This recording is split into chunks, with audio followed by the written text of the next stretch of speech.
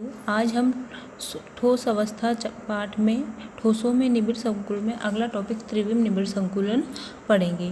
पिछले वीडियो में हमने ठोसों में निबिड़ संकुलन में एक विमीय निबिड़ संकुलन व द्विविमीय निबिड़ संकुलन पढ़ा था। एक विमीय निबिड़ संकुलन में क्या होता था कि जो ठोसों के अवयवी कण जिन्हें अपन ने गोलों के रूप में माने हैं वो केवल एक ही विमा में स्थित होते थे। इसके बाद में हमने पढ़ा द्विविमीय निबिड़ संकुलन, जिसमें कि जो ठोस गोले होते हैं वो दो विमाओं में स्थित होते हैं। जैसे एक्स वाली है तो ये वाई वाली है, तो इसमें अगर इसके प्रथम पंक्ति के जो गोले हैं इन्हीं के नीचे अगली पंक्ति के गोले होते हैं, तो इस प्रकार से जो संकुलन बनता है उसे अपन ने बोला था वर्गीय निबिड़ संकुलन। अगर ये जो गोले हैं प्रथम पंक्ति के गोले हैं, इनके इन अवनमनों में अगर द्वितीय पंक्ति के गोले आते हैं तो इस प्रकार के संकुलन को अपन ने बोला था षटकोणीय निबिड़ संकुलन। तो देखिए जो द्विविमीय निबिड़ संकुलन होता है उसमें अपन पंक्तियों की बात करते हैं। अब बात कर रहे हैं त्रिविमीय निबिड़ संकुलन की।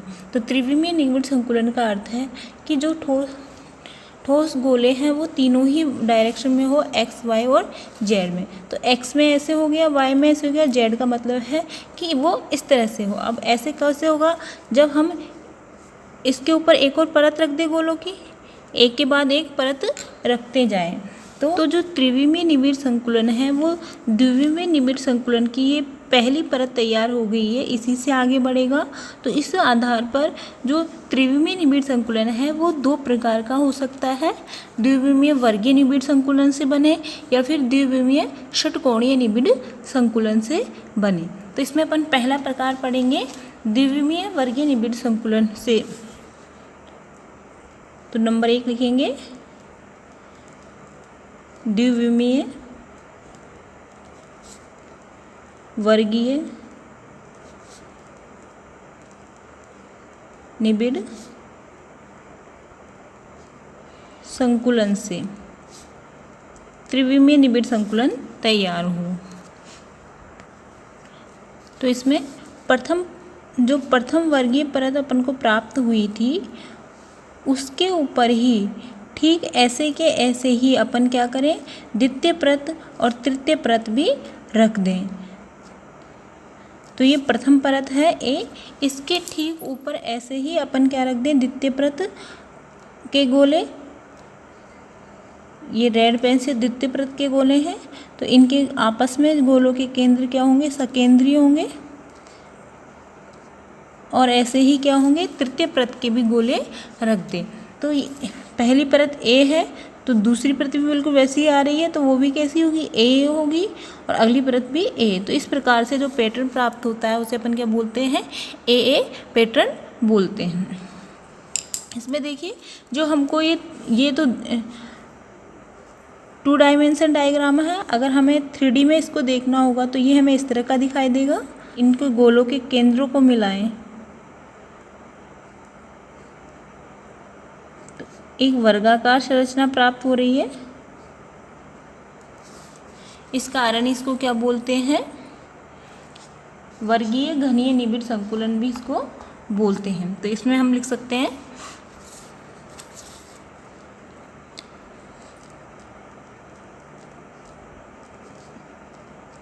द्वितीय परत के गोले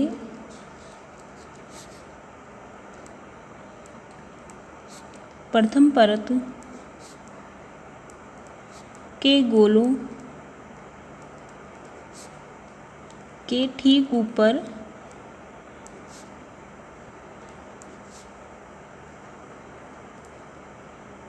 रखे जाते हैं और इसी क्रम में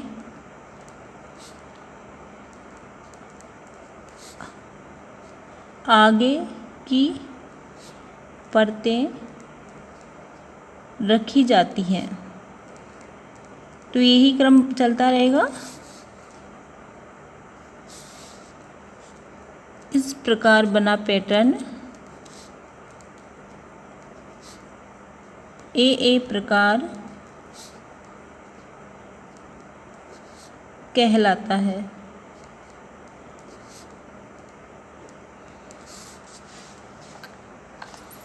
और इसकी संकुलन दक्षता 52.4% होती है। तो ये जो द्विविमीय वर्गीय निबिड़ संकुलन प्राप्त होगा, इसकी संकुलन दक्षता कितनी होगी? 52.4%। और इनमें जो रिक्तियाँ यानी खाली स्थान, इन गोलों के बीच में जो खाली स्थान रह जाता है उनको अपन बोलते हैं रिक्तियाँ। तो इनमें जो रिक्तियाँ अपन को प्राप्त होती हैं वो रिक्तियाँ होती हैं घनीय रिक्तियाँ। तो रिक्तियाँ कौन सी होगी? इसमें घनीय रिक्तियाँ होंगी। तो ये तो था द्विविमीय निबिड़ वर्गीय निबिड़ संकुलन। अब दूसरा देखिए, द्विविमीय षटकोणीय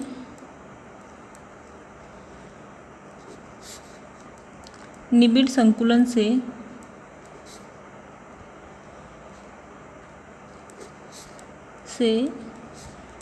त्रिविमीय निबिड़ संकुलन, निबिड़ संकुलन। तो पहले हम द्विविमीय निबिड़ संकुलन बनाएंगे। तो देखिए द्विविमीय निबिड़ संकुलन किस प्रकार बनता है। ये पहली पंक्ति के गोले और इन पहली पंक्ति के गोलों के जो अवनमन हैं उनमें दूसरी पंक्ति के गोले रेखांक में आए और दूसरी पंक्ति के अवनमनों में तीसरी पंक्ति के अवनमन रेखांक में आएंगे।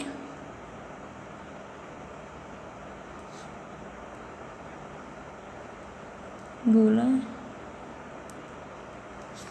तो ये जो है ये है द्विविमीय षटकोणीय निबिड़ संकुलन। अब इस द्विविमीय निबिड़ संकुलन की क्या है? पहली परत, इसको अपन ने नाम दे दिया ए। अब इसमें देखिए दो प्रकार की रिक्तियाँ अपन को मिल रही हैं, दो प्रकार की खाली जगह। एक इस तरह की बन रही है, ऊपर त्रिभुजाकार करके है, और दूसरी है नीचे इस तरह की खाली रिक्ति अपन को मिल रही है। अगर एक को अपन इस तरह लाल रंग से भर दें,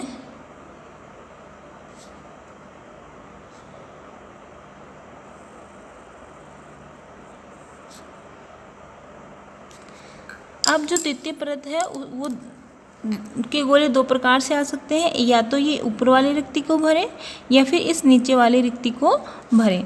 मान लीजिए द्वितीय परत के गोले हैं वो ऊपर वाली रिक्ति को क्या कर रहे हैं? भर रहे हैं।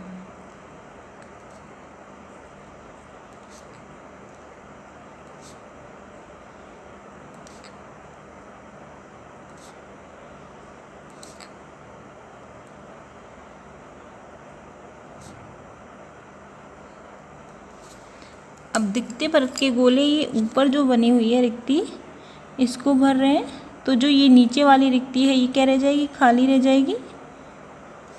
ये भराक में नहीं आएगी, इन गोलों से ये ढकाक में नहीं आएगी।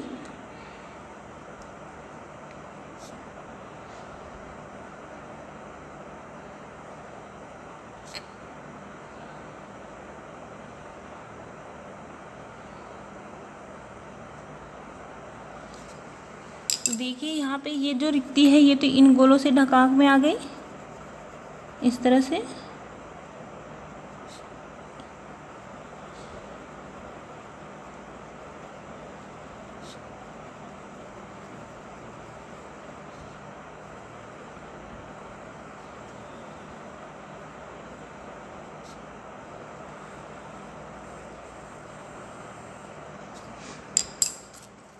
परंतु ये जो रिक्ति है ये इन गोलों से ढकाक में नहीं आई है, ये वाली।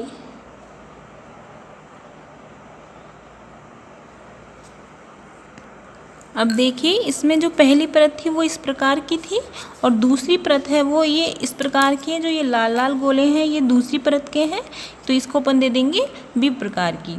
अब ये तृतीय परत बनी है, इसके बाद में हम देखिए इतने से पार्ट को, जो इतना सा ये पार्ट है ये तीन गोले नीले कलर के नीचे की तरफ है और एक गोला लाल गोला ऊपर की तरफ है। इसको अगर हम अलग से बनाएं तो ये इस प्रकार का दिखाई देगा। ये तीन गोले प्रथम परत के और एक गोला इसके ऊपर ये द्वितीय परत का है। इस तरह से ये द्वितीय परत का एक गोला इसके ऊपर है जो कि इस रिक्ति को क्या कर रहा है, ढक रहा है। तो इस प्रकार से जो ये रिक्ति बनती है, 4 गोलों की जो रिक्ति बनती है, इससे इस रिक्ति में एक चतुष्फलक का निर्माण होता है और इस कारण से इस रिक्ति को हम क्या बोलते हैं, चतुष्फलकीय रिक्ति। चतुष्फलकीय रिक्ति बोलते हैं। ये 4 गोलों से मिलकर बनी हुई होती है।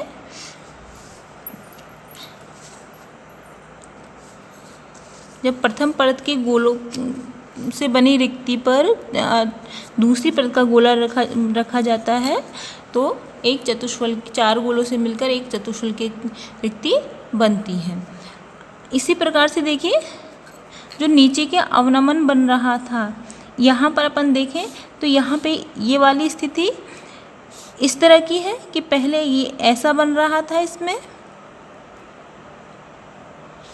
और फिर पहले तो क्या बन रहा था, नीचे की तरफ अवनमन था और द्वितीय परत रखने के कारण अवनमन क्या हो गया, ऊपर की तरफ बन गया। तो ये क्या है, एक अष्टफलकीय संरचना बन रही है। तो ये जो रिक्ति है ये कहलाती है अष्टफलकीय रिक्ति।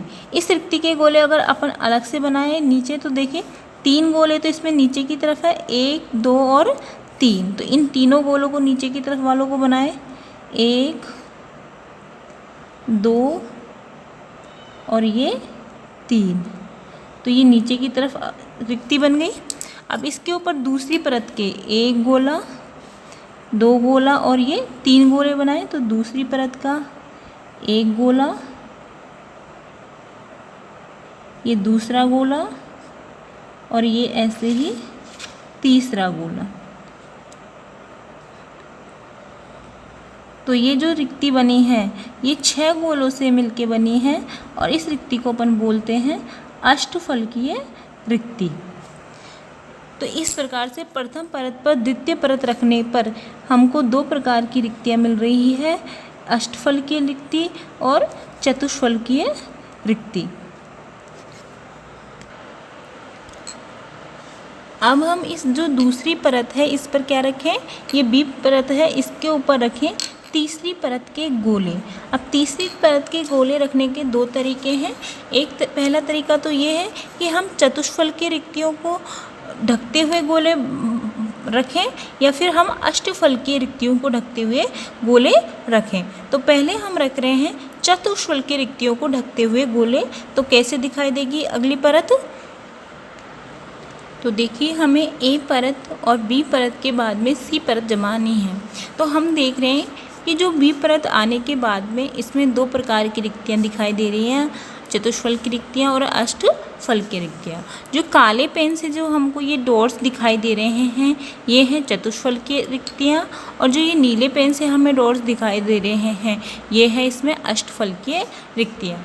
तो हम पहले चतुष्फल की रिक्तियों के ढकने से पढ़ेंगे। तो इस चतुष्फल की रिक्ति, जैसे इस काले पेन के डॉट्स को अपन ढकें तो यहाँ पे इस तरह से गोला रखा में आएगा, दूसरा गोला इस तरह से और अगला गोला इस तरह से।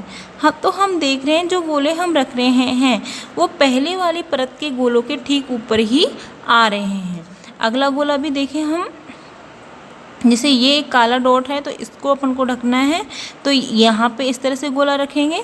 अगला काला डॉट यहाँ पे है, ये रिक्ति है, मतलब इसको भी अपन इस तरह से ढकेंगे।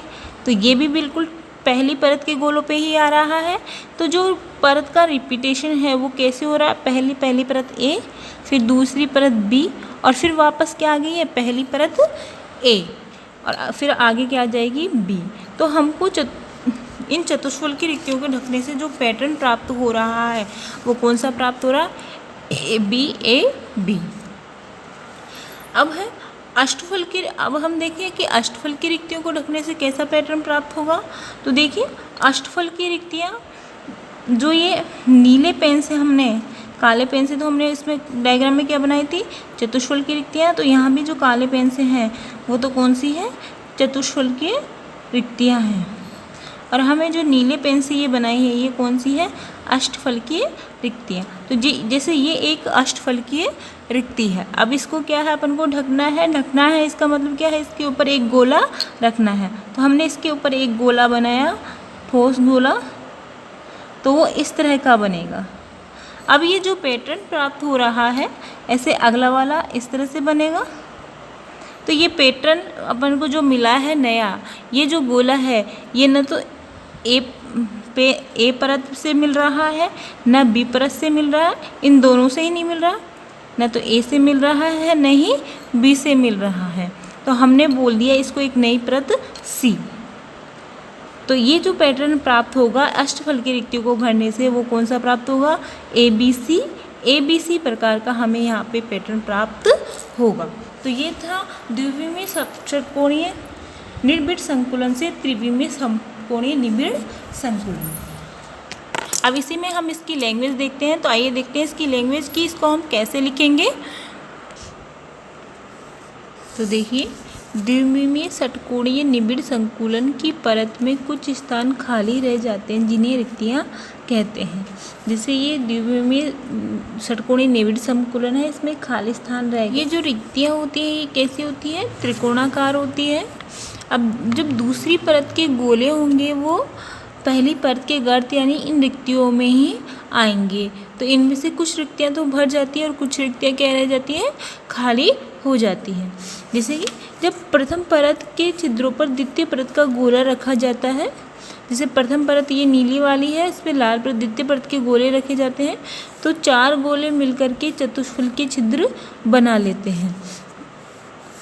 जैसे कि यहाँ पर ये 1 2 3 और 1 4, तो इसके लिए जो नीचे जो छिद्र बन रहा है वो छिद्र कैसे कहलाएगा, चतुष्फलकीय छिद्र।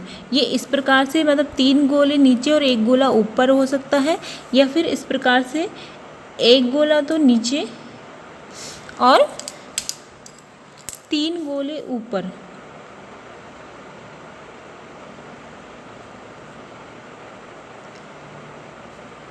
इस तरह से भी हो सकता है। ये दोनों ही क्या है, चतुष्फलकीय छिद्र है। ये कैसे भी हो सकते हैं, 3 गोले नीचे और 1 गोला ऊपर, या फिर 1 गोला नीचे और 3 गोले ऊपर, किसी भी प्रकार से बन सकता है। तो ये 4 गोलों से मिलकर चतुष्फलकीय छिद्र बना होता है, क्योंकि इनसे क्या बनता है, एक चतुष्फलक बनता है इन 4 गोलों से, इसलिए इन छिद्रों को क्या कहा गया है, चतुष्फलकीय छिद्र। वो छिद्र द्वित्रिकोणीय होते हैं। और कुछ छिद्र कैसे होते हैं, इनमें चतुष्फलकीय छिद्रों को अपन दिखाते हैं टी से, और दूसरे छिद्र जो कि द्वित्रिकोणीय होते हैं उन्हें अपन किसे दिखाते हैं, ओ से। तो वो छिद्र द्वित्रिकोणीय होते हैं।